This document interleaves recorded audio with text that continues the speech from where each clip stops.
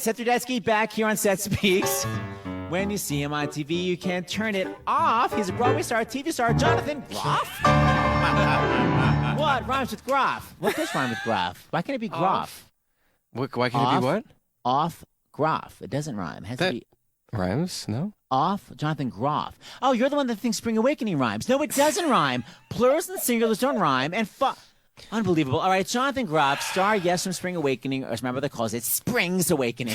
Why? She doesn't know what it's called yet. And the TV show Looking. Now, by the way, I passed by that poster nonstop of looking, and I was like, who is the crazy handsome dude in the middle?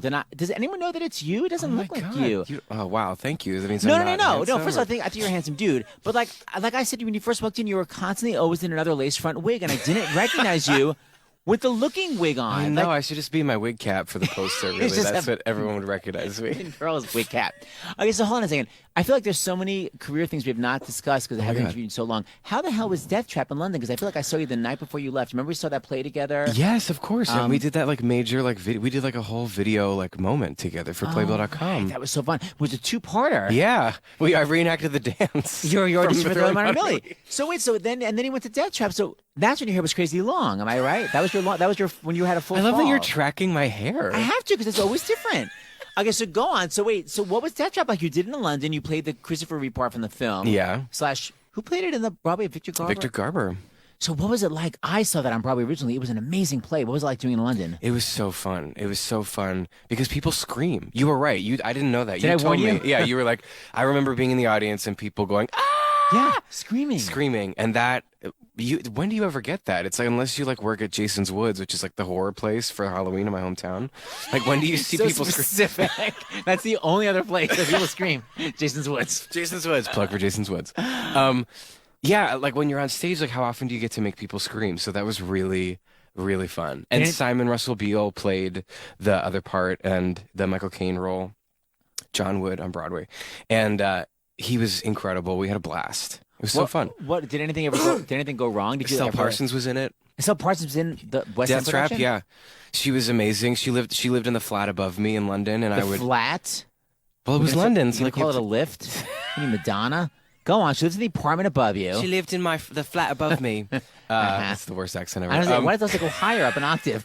She lived in that. Why is that your fault? She lived in the flat above me. But you know what? Randy Graff told me that. Randy Graff said that she said the reason why Angela Lloyd Webber changed all Broadway belting and those women belted, and she said, all Evita was so high. She said it's because British women they all talk up here in the first place. So here's a part you very loves you. It's natural for them. Yes, it's just constantly up here. She said that's why British belting is so high. Because there's no arm up. Anyway, the point is, she lived in a flat above you. And I guess anything go wrong at Death Trap you need to know about? Did you ever forget an entrance? Oh my God. Anything ever happen? Whatever. Oh God. No, it's so boring. Nothing ever. I cried the last day of the show. I cried in the weirdest spot. I just started hysterically crying. I was so sad to leave. Really? It's so embarrassing. Yeah, I often do that. I often do that on the last day. Leah Michelle made fun of me in Spring Awakening because on our second to last show, we were in the hayloft scene and I just started just crying. It's repressed, I guess, emotion of that we're leaving. And it happened on Death Trap as well. We were in the middle of the comedy crazy moment in the first act. And I was just Wait a minute, that's not all you did on the second to last show. That's when you made me become a criminal. And you forced me to lie to the state. Please tell that story. Yes. So we wanted to sleep in the theater the night before our final show. Where did that what's the word? Tradition come from? Did John Gallagher do it first or something? We did it with him first on his last night. But we just the three of us decided, we should do this. It would be so fun. I can't remember how it originated. It was Jonathan Groff, Lee Michelle, and John Gallagher we're going to sleep in the Eugene O'Neill Theater where Spring Awakening is. Just on the floor? Where the rats are? In our dressing rooms. Well, we slept in our dressing rooms, but we had to hide under our dressing room table, but under sheets, under cloth, because the security comes in and checks all the dressing rooms to make sure everything's off and there's no candles lit or whatever before he shuts down the theater. And so we have to hide from him. So we hid from him. How did you sucker me into it? Because the night that we were doing it, we talked for a while in the dressing room afterward. Oh, yeah. So it was clear that we were still in the building. We couldn't give him our key when everybody was still there and make it appear that we had left because you and I had spent so much time in the room. So we were the last ones in the theater. So when you were leaving, you had to say like, "Hey, I was in the bathroom, but So they first of asked all- me to give you this key." She made it sound like I had an upset stomach. Great. And that's the first thing. Seth was pooping at the Eugene Little O'Neill. digestion Like, problems. Great. That's how my reputation started.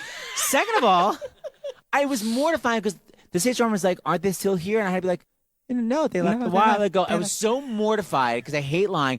And then I had to walk out and see like 50 Jonathan Groff, Lee Michelle fans staring at me going, A, you're not famous. We hate you. And I go like, no, I know I'm not, but here's worse news. By the way, they already left. It was the worst. I had to lie to the stage doorman, lie to like these I'm poor sorry. fans. And then what? And then you and Leah, so the lights went out. yeah. And then what? And you're like, good night. It was kind of before like cell phones. You could like even watch TV on a cell phone. Like, What what is is? not before cell phones? But it was before like people watched like Hulu and stuff. yeah. Like, Well, we wouldn't have wanted to do that. It was like we lit candles. We went on to wait the a minute. Lit candles. He literally wants to make sure there are no candles there because it's a fire hazard. So, Yeah. okay, so So as soon as he's gone, like light up those candles. hey, gasoline on the floor. Go on. We went to the stage. We packed snacks and wine and whatever, and we went down to the stage where the ghost light is on. I think the ghost light was on, and we just like lit candles and like set up a little like area and had a picnic on the stage, and it was so sweet. We carved our initials into spots all over the theater. So vandalism, fire hazard. Keep going. Anything else that's legal? Or was it all just literally 100% illegal? And then what happened the next day? You woke up, you look crazy. Now, first of all, when someone came to the theater, Cleaning ladies, yeah. and weren't they like, ooh, by the way, you're not supposed to be here? They acted like nothing. They were just like, hey. Really? Yeah, there was like nothing that even was like different than normal. And what was the next day? You were like, oh, that's known. Was your voice just like totally shot from not really sleeping the night before? Oh, that's known in history. Was it a horror show? Could you sing? No, it was fine. We slept great. Like, it was fine. Now, since then, you haven't really done a Broadway show since then, have you? No, that's it. That's been the last one. What's going on? I know. You love Broadway. I do. It's like my great obsession. Have you been offered anything that you turned down, diva style? No, I mean, there hasn't been like the right moment, the right thing. Hair. Well, hair. So yes is the answer. And by the way, you first got your voiceover chops by doing my book, Broadway Nights. Yes, so thank you, Seth. You're welcome.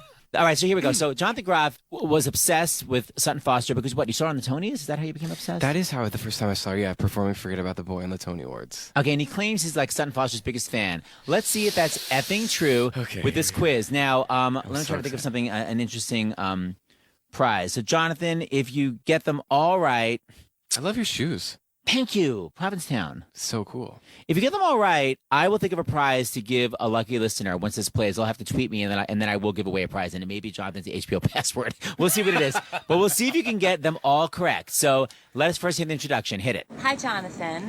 This is Sutton.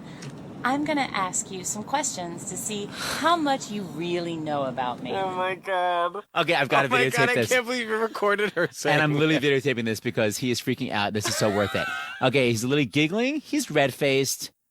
Okay. Let us hear Sutton Foster's question number 1. Where am I from? You were born in Georgia. I think it was like You don't have to be that specific. The state is fine. yeah. Okay. And then where did she move to? Statesboro? Maybe like it starts with an S as the city, and then Troy, Michigan. That's where you went to high school. That is correct. Okay, question number 2. Oh my god, this is amazing. How many Broadway shows have I been in? Okay. Can I have a second to count? You can go, Jonathan. Okay. It's your show. Grease, right? Was the first one. Correct. Then I want to say it was the Scarlet Pimpernel. Is that right? I'm not helping you. You're Okay. actually playing. I'm Then the it host. was, I'm so nervous. My heart is, I've never been this nervous before. Then it was Annie, Les Mis, Thoroughly Modern Millie, Little Women, The Drowsy Chaperone, Young Frankenstein, Shrek, Anything Goes. 10? Is it 10? That is correct. Yes! You got it going on, Jonathan. You are a big fan. I'm a big fan. Hit it. I'm like hyperventilating right now. How many times have I lost the Tony Award? Oh, Sutton, why so negative? We thought it was more better than How Many Times Have I Won. You conceded. So she won for Thoroughly Modern Millie. She lost for Little Women. She lost for The Drowsy Chaperone. She wrongly was not nominated for Young Frankenstein, so that happened. So 2 so far. And then she lost as well for Shrek. So I'm going to say... Is there any I'm forgetting? No, 3. That is correct. I love her like Siri voice that she's doing. It is serious. It's also that movie, That is Her. correct. Next question, please. Finish this phrase.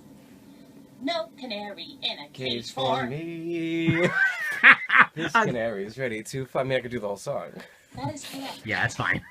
She doesn't want to hear that shit. Okay, next, please. What color was my dress for Forget About the Boy? Oh, it's purple. Oh my, That is correct. oh my god! Because even I was like, I don't know, red? What's happening? Okay, this is, by the way, this whole game's going to end with an order of protection. Okay, next question, Right please. after the opening number in Thoroughly Modern Millie, a mugger stole my shoe. Off of which foot? Okay. This is a really good question. Okay, I think I can get this answer.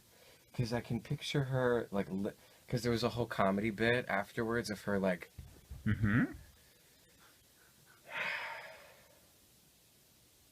Which way was she... Oh, God, this is really hard. I will give you a hint. Okay. Think of the last pose that she hit in the opening number. Correct. So what was sticking out that would be easy to steal? The right foot. Whoa! That is correct. Unbelievable. You hit that pose holy to the shite. Okay. She also hit that pose at the end of the reprise that she sings right after her shoe was stolen. There's a limit to how freakishly obsessed she... Okay, next, please. What's my shoe size? I'm gonna guess 7. That is incorrect. Ah! Wow. What is the answer? 9. How was I supposed to know that? I thought you were obsessed with her. Well, okay, fuck. Wow. Next, please. What am I wearing?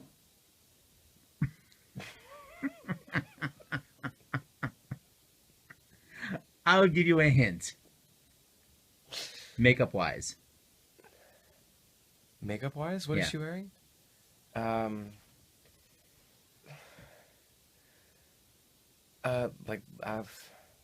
Lashes? I'll give you a hint. Makeup-wise, it was also Morales' big song in a chorus line. Nothing. Thank you! That is correct. That was my instinct until you said makeup-wise. That's what I meant. Well, I was a trick question. The answer is nothing. So I would say that you are basically, you're an average fan of Sutton Foster. What? Okay, no, that was freakishly very, I was very expecting a impressive. harder question. I mean, other than shoe size, which, like, how would I know that? Like, when has she ever said... If she's ever said her shoe size, maybe I would know it. But I feel like she's never said it. Okay, next time you're on, we will make the questions a lot harder. I will 100%. Because I've seen every interview with her ever. So, like, I would know pretty much anything she's ever said. I'm going to uncomfortably turn off the video camera. It's creepy. And now we shall end with the song. We only got about a minute. We can go. Like, Was she really wearing nothing? second over, but... Well, it was like 5 a.m. in the morning, so it was just... All right, so we're going to close with a little song because Jonathan Groff is about to perform at the Allen Room in Lincoln Center February 15th, am I correct? February 15th, 7 and 9:30, Saturday night. Part of Be the there or American be Song square. Series. Yeah, be there. Actually, I'm sure Sutton will be there. Here we go. This is the Who would beautiful be there? song. I'm sure Sutton will be there. Do you think so? Oh, look how sweet. I'll tell her. Ooh, yay. Son, this is dedicated to you. Oh, brother. Don't ask me just how it happens. I wish I knew. I can't believe that it happened. And still, This happens to us all the time. it's true. Focus. I got lost in his arms, and I had to stay. It was dark in his arms, and I lost my way. from the dark came a voice, and it seemed to say, there you go, there you go. How I felt as I fell, I just can't recall. But his arms held me fast, and it broke the fall. And I said to my heart, as it foolishly kept jumping all around, I got lost, but look what I found. This is where Sutton comes on stage. We do a little like dance break, soft shoe. But then she sees your lazy eye and she flees. And she runs away, and I say, and I said to my heart, as it foolishly kept jumping all around, I got lost, but look what I found. The sweetest, giggliest song ever. Watch him on Look and go see him at the Alley Room. Bye, Jonathan Please come see Groff. the show.